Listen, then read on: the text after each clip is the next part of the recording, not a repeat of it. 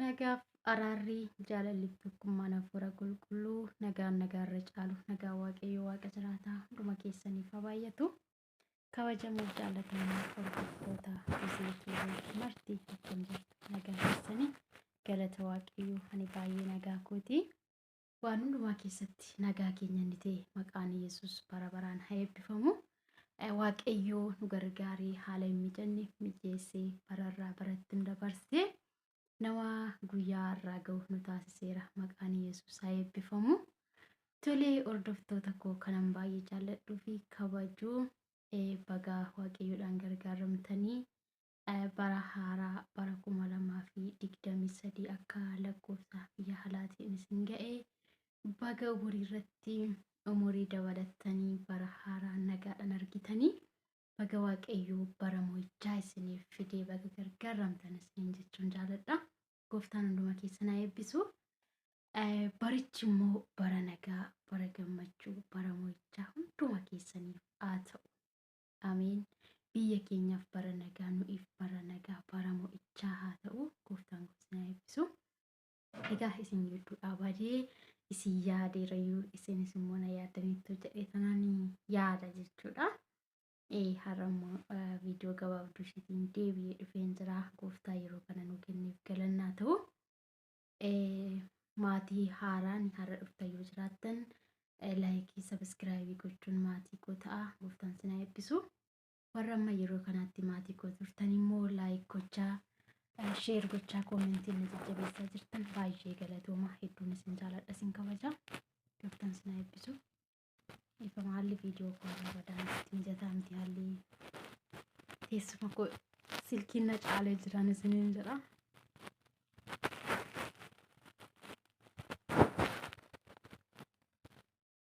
Maybe like this.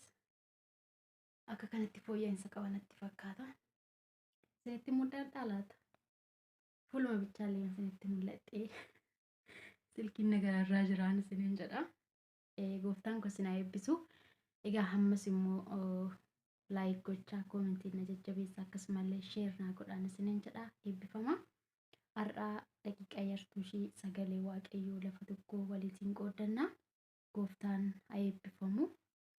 Sagalee waaqayyoo macaafa fakkeenyaa boqonnaa 18 lakkoofsa 10 irra kan jiru waliitiin qooddannaa. Yesuusiif galanni guddaan haa ta'u. Daqiiqaa tokkoof galateeffannee sagalee waaqayyoo waliin dubbifannaa. Namni hunduu yeruma sagalee waaqayyoo kana dhaggeeffatanii yaadaaf qalbii keessan biyya lafaa rakkina isaa gidiraa isaa keessaa baasaatii sagalee waaqayyoo sana nagaa namaaf laatu sagalee waaqayyoo isa jireenyaa kana keessatti hafuura keessan deebisaa sagalee waaqayyoo dubbifadhaa. Yesuus bara baraan gooftaadha. Nuti maqaa waaqayyoo waamutti hin saalfannu. Maaf yoo jettanii waaqayyo nu'iif iyyuu waan gurguddaa isaa ta'eera. Ulfina waaqummaa utoo qabu akka waanumaa hin baasnetti lakkaa'ee nu'iif salphate nu'iif gidirfame waan ta'eef nuti immoo nama akka keenyaatti gaarummaa waaqayyoo dubbachuun homaatti lakkaa'amu. Homaa hin affarru. Maqaa waaqayyoo kana hin himna. Amma andaara lafaatti amma beeknu amma dandeenyu maqaa waaqayyoo ol kaasna. Haaleluuyaa. Galanni Yesuusiif haa ta'u.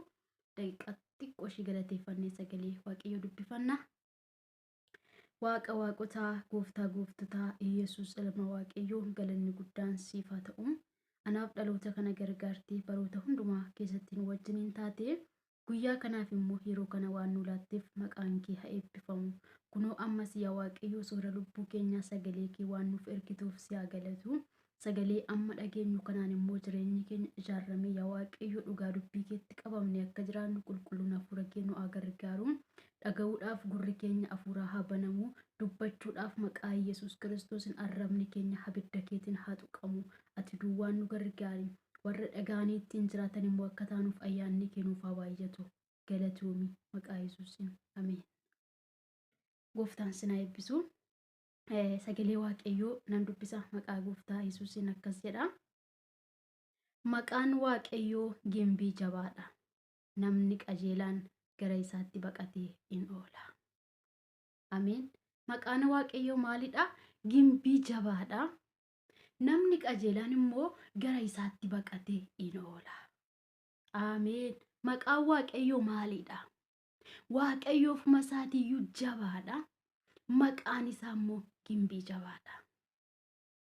Amma maqaa isaa hojii isaatiin kan ga'u Waaqayyo duwwaadha. Ameen. Waaqayyo maqaa isaa duwwaatu gimbii jabaadha otoo hin taane hojiin isaas Waaqa jabaadha. Warra dadhabootaaf humnadha. Warra isatti baqatan hin oolcha.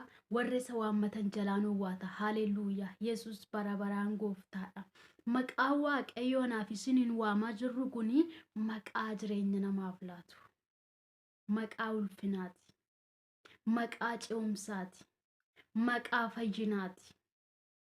Kanaaf iyyuu nuni maqaa Waaqayyoo waamutti iyyeellaanu. Maaf jennaan hin beekna maqichi maqaa akkamii akka ta'e. Hin beekna Waaqayyo jireenya akka ta'e. Hin beekna Waaqayyo karaa akka ta'e. Namni immoo wanta beeku hojjeta. Ani gaafa maqaa Waaqayyo waamu, gaafa Waaqayyoon amanadhu, waaqummaa isaa bareeni. Anaaf ta'een arge. Namni waaqummaa Waaqayyoo siif galee, jabummaa Waaqayyoo kan sii galee, jireenya ta'uu Waaqayyoo kan sii galee itti iyyeella'in. Maqaa caalu maqaa Waaqayyoo duwwaan beekaani. Amma maqaa isaa hojiin kan ga'u. Dubbatee dubbii isaa raawwatee amanamaa kan ta'e Kiristoos Iyesuusidha. Haalleluuyaa. Galanni isaaf haa ta'u. Maqaan Waaqayyoo gimbii jabaadha. Warri qajeelonni immoo gara isaatti baqatanii hin oolu. Maalirraa oolu? Du'a bara baraarraa oolu. Salphinarraa oolu. Karaa badisaarraa gara jireenyaatti dhufu. Ati maqaa Waaqayyoo kana waammadhu hin ooltaa. Eenyu jabummaa keetti kan abdattu? Jabummaa keetti hin abdatiin. Jabaan nama gargaaru Waaqayyo duwwaadha. Jabaan du'a nama oolchu Waaqayyo duwwaadha. Jabaan jireenya namaaf laatu Waaqayyo duwwaadha. Namni waan baay'eetti abdachuu danda'a. Tarii jabina irreessaatti yookiis beekumsa isaatti, qomoo isaatti, qabeenya isaatti namni abdachuu amanachuu danda'a. Garuu amanatanii kan nama yeellaasisne, waammatanii kan nama jalaa hin dinne, itti hirkatanii kan nama jalaa hin jigne Yesus duwwaadha. Ameen. Galanni maqaa Waaqayyootiif haa ta'u. Kanaafi Waaqayyoon waammadhu siif owaata. Waaqayyoon barbaadadhu siif argama. Waaqayyootti koluu galii si yeellaasisu. Warri qajeelonni gara isaatti koluu galanii hin oolu yookiis gara isaatti baqatanii hin oolu kan jedhu warri qajeelonni eenyu jechuu dandeessu. Qajeelonni warra Yesus Kiristoosin amanatani. Roomaa keessatti Rooma boqonnaa 5 irratti karaa nuti ittiin qajeelota taanee gooftaa Yesus Kiristoositti amanuudhaani. Karaa ilma isaa Yesuusiin nuti qajeelota taaneerra. Otoo Yesus Kiristoos furii ilmaan namaa ta'ee gara biyya lafaa kana hin dhufiin nuti qajeelota hin turre. Warra cubbuu jalatti garboome turre. Garuu karaa Kiristoos Yesuus birmaduu waan baaneefi du'a bara baraa jalaa gara jireenya bara baraatti waan dhufneefi nuti qajeelota. Kaadhimamtoota mootummaa Waaqayyooti. Kanaafiyyuu Waaqayyoon amanachuu keetiin ati qajeelaa jedhamta. Akkasuma immoo Waaqayyoodhaatiin amanattee amantii qabaachuun kee qajeelummaatti siif lakkaawama. Abrahaamii gaafa Waaqayyootti dubbatu in amane. Amanuun isaa qajeelummaatti isaaf lakkaawame. Wanta Waaqayyo sitti dubbate amani. Wanta Waaqayyo siin jedhee amani akka raawwatamu. Waaqayyo dubbatee dubbii isaa akka raawwatu amani. Inni iyyuu qajeelummaatti siif lakkaawama amantiin kee. Galanni Waaqayyoodhaaf haa ta'u. Kanaafi eega isatti amantee nama qajeelaa taate oolteettaati du'a jalaa, du'a bara baraa jalaa. Oolteettaati birmaduu baateettaati cubbuu jalaa. Birmaduu baateetta jireenyaan du'a bara baraa ibidda jalaa. Haleluuyaa. Yesuusiif galannaa ta'u. Kanaaf warri Waaqayyoon amanatanii, warri isatti koluu galatanii, warri abdii isaan godhatanii oolaniiru. Har'a siinan jedha obboleessa koo obboleettii koo. Ooluu barbaaddaa? Kootu Yesus Kiristoos ittiin amani. Maaf jennaan warra isatti amanan warra isatti goluu galantu oola malee abbaa qabeenyaan jedhu macaafni qulqulluun keenya.